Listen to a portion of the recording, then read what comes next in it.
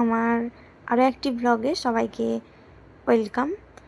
তো আমাদের কন্টাই থেকে নন্দকুমার যেতে রাস্তায় সম্ভবত ওই হেড়িয়ার দিকে ওই দিকে কিন্তু প্রচুর প্রচুর পরিমাণে রাস্তায় রাস্তায় কিন্তু ডাব সবাইকে কিন্তু ইশারা করে ডাকতে ওনারা যে আমরা গাড়ি আমাদেরকে যে ডেকেছে অনেকেই ডাকছে।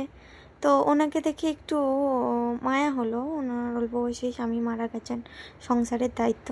তো আমরা ভাবলাম যে না, ওনার কাছেই খাওয়া যাক।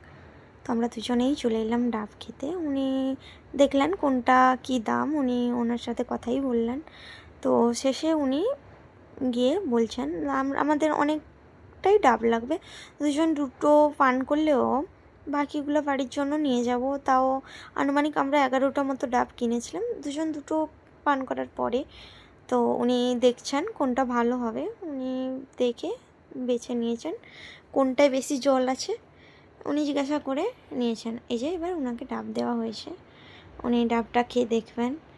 ওনার আবার সরু স্ট্র হচ্ছে না পছন্দ, তো ওতে খেতে লেট হবে বলে উনি বললেন যে একটু মোটা স্ট্র দিন, তাড়াতাড়ি খাওয়াটা হয়ে যাবে। তো উনি একটু ধৈর্যহারা মানুষ, বুঝলেন তো, এই যে মোটা স্ট্র দিয়ে উনি খাচ্ছেন।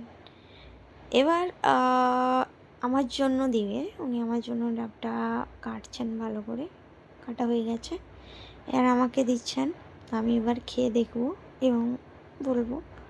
বলার আর কি আছে, ডাব বলার মধ্যে ওই মিষ্টি আর নোনতা, ডাবটা মিষ্টিই ছিল।